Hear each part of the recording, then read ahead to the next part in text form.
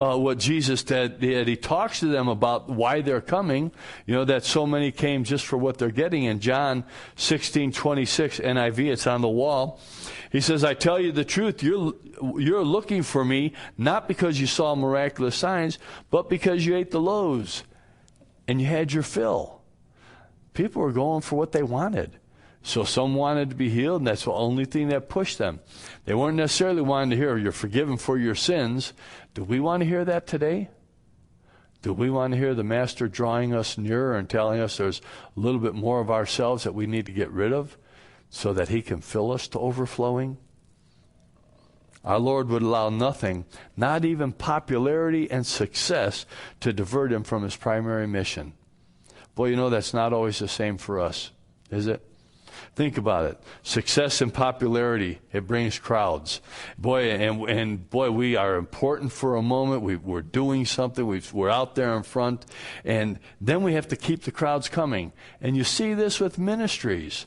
And it's a shame that even pastors get caught up into this. And so then you're just doing whatever the crowd wants. You're careful about what you say.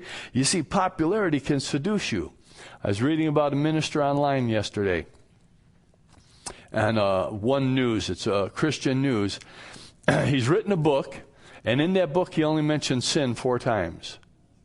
In 2009, in all of his preaches one of the biggest congregations in the country, never mentioned sin.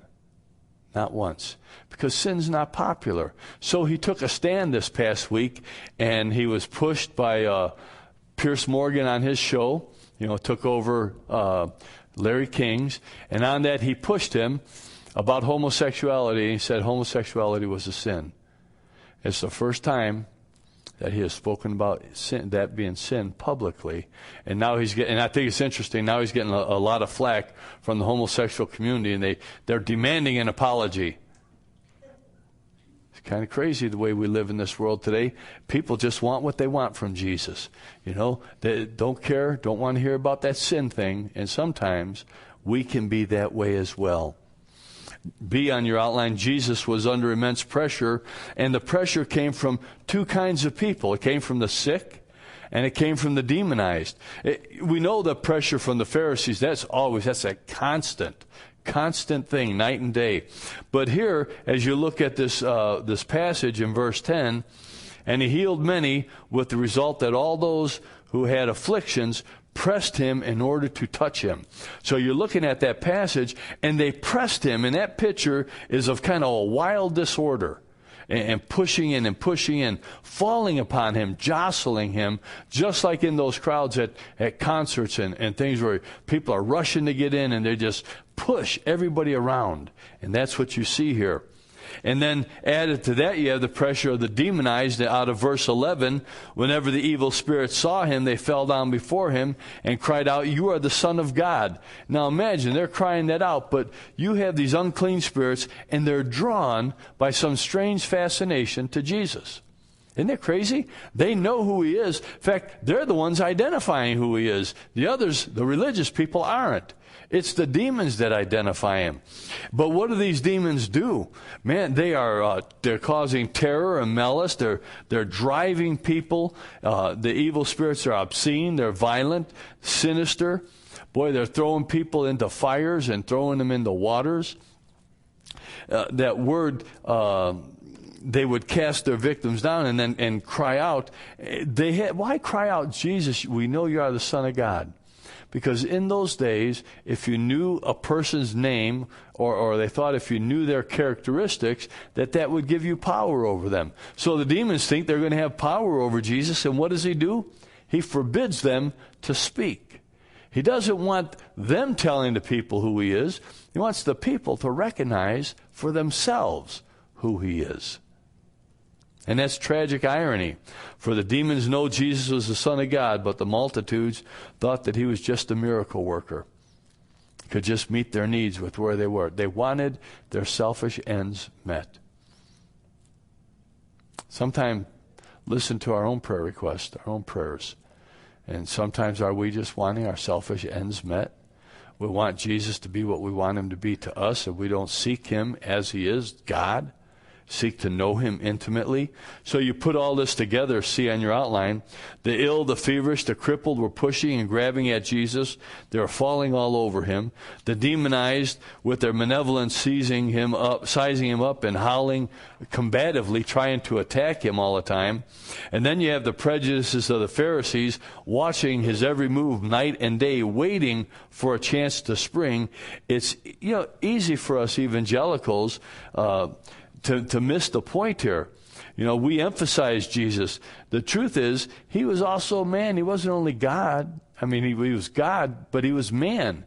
And in his humanity, he was experiencing all these pressures. Boy, we know that because what does he say on the cross? My God, why hast thou forsaken me? We seem to forget that he laid aside his glory, that he laid that aside to become a man. And doing that, he did that so he might experience everything we had, so we would not have an excuse. Say, well, yeah, but you have not experienced. He's experienced it all. Day in and day out, the constant pressures, and we live under pressures in our lives, and we collapse, and we forget to call upon Jesus. See, Jesus is ready to meet us in our pressures, in our stresses, in our strains. He's ready to help us. He understands that treadmill that we get on every day, that treadmill that we seem to race on, in and out of our lives. He knows what it's like when you're at the traffic light, and boy, somebody behind you start beeping the horn. It's probably me, man. I'm in a hurry. I hope not. But how many of us have that experience? Or how many of us have beeped the horn? Because we got to get on with our lives, and we're in a hurry to get there. Man, Jesus knows what that's like. Man, he knows what it's like to have people call and know that you might be able to help them, and they call for help, and they want this and they want that, and he knows what that's like. In the broadest terms, he understands that harried, frantic lives of modern men and modern women. And we should find great solace here, because he's teaching us in this passage how to deal with life stresses. He's given us some real clear pointers on what we need to do. And the more we care, the busier we are, wherever we are under the need, boy, Jesus is there. I'll never leave you nor forsake you. But how often we forget in the midst of being pressured, in the midst of being in a hurry, that constant treadmill running in our lives, trying to get here and there and back and forth. Then, we don't have anybody at home anymore. So, boy, I just got to get Gloria motivated. If you have kids and trying to get out, trying to be on time for things. Well, Roman numeral number 2, Jesus is managing the demands, and for us to manage them his way. And he gives us 3 distinct steps. The first, Jesus withdrew to be alone. Verse 13, the first part of it, says that Jesus went up on the mountainside. Jesus went up into the hills to get away by himself. The Gospels make it clear that he was man and he was God, and he still needed time to be alone. He needed that. It was important. Though he came to save man, there was times that he needed to be away from man. The need of men and women to be alone, it's still important today.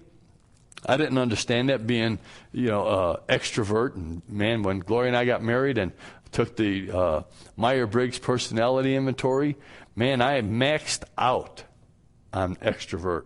Maxed out. And, people say, wow, that's really good to be that extrovert. No, it's not. It's pretty immature to be that extroverted. There was no balance with that introverted side. And one of the things that in our marriage that Gloria has taught me is that need to have alone time.